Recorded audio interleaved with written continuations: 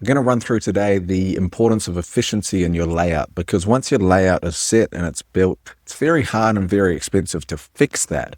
To move a bar, to move a counter, to move a kitchen layout, you're moving walls, you're moving electrical, you're moving plumbing, and it's many tens of thousands of dollars to do that. You're much better off spending a little bit of extra time nailing it in the beginning to make sure it's 100% right. And my strong belief is that operators are the best people to do this, not to leave it to designers who they may be experts in restaurants, or they might be doing houses and retail shops and offices, and they're just plugging in what they think is right as opposed to getting it bang on and nailing it, which you're able to do. So I put together these numbers just to give you an indication of how this can go a bit wrong. I'll just click through these quickly.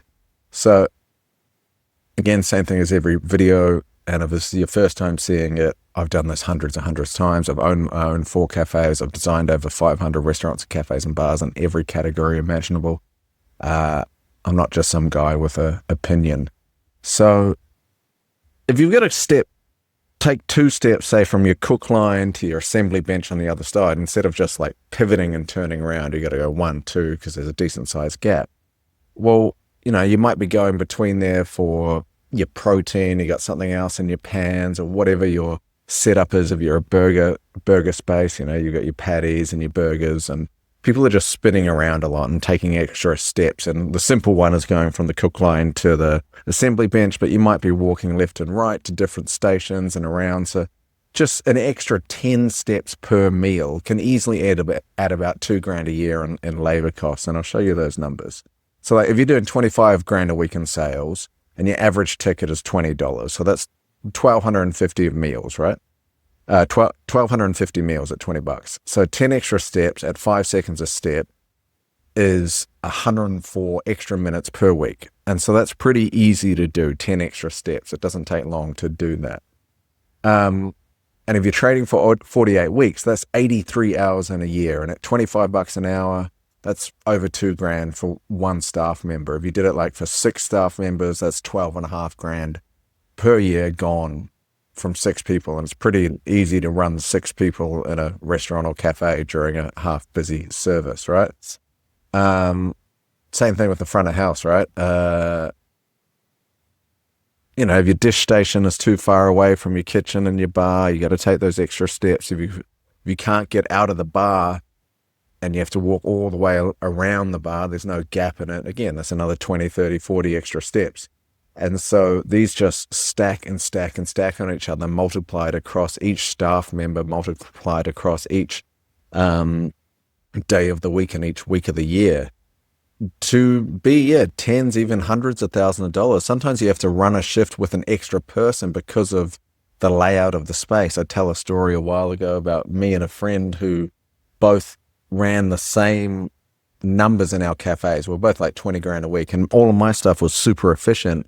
So all of my staff could kind of cross work with people. The dish was right in the middle, the coffee was there, the kitchen was there, and everything could kind of work together. Everyone could do a little bit of everything depending on when people were busy. Whereas my mate had his kitchen way away from the front of house, from the coffee and the bar area.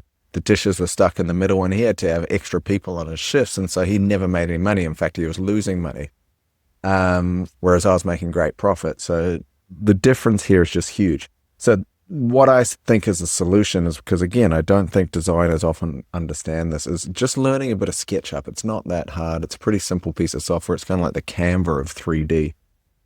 And you can do it in 2D and 3D. You pull it up, you drop it in, and you can very, very easily pick up these skills. Check this out.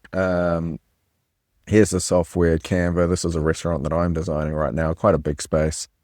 But you can see just how easy it is to move your counters back and forth, to add and delete pieces of equipment as you need and move them around. I've got this big library over here with all the equipment in the world and all this different type of furniture, etc. And it's such a simple piece of furniture to try out your ideas, rotate furniture, add it, take it away, do it in 2D or in 3D. and you can see very clearly how things will work before you build them, and you're in control. You're not like getting a finished plan from a designer or an architect, then you give them all these feedback and then they come back and it's not quite right what you've suggested. Here you can actually sit down there and micromanage it to the inch or to the millimeter and really perfect it to make sure it's as efficient as possible and it's the best experience for your customers and your staff as possible. So it's my recommendation. I can teach you how to do this. I've got a couple of links below where you can check that out. It costs a bit of money and it takes a bit of time, but the amount of money you can save is 10 times what it would cost you, whether it's saving on your build out or the extra revenue you get from a better layout. So feel free to reach out to me on social, send me a DM, whatever you need, or just watch all these videos and figure it out from there. Look forward to seeing you in the next vid.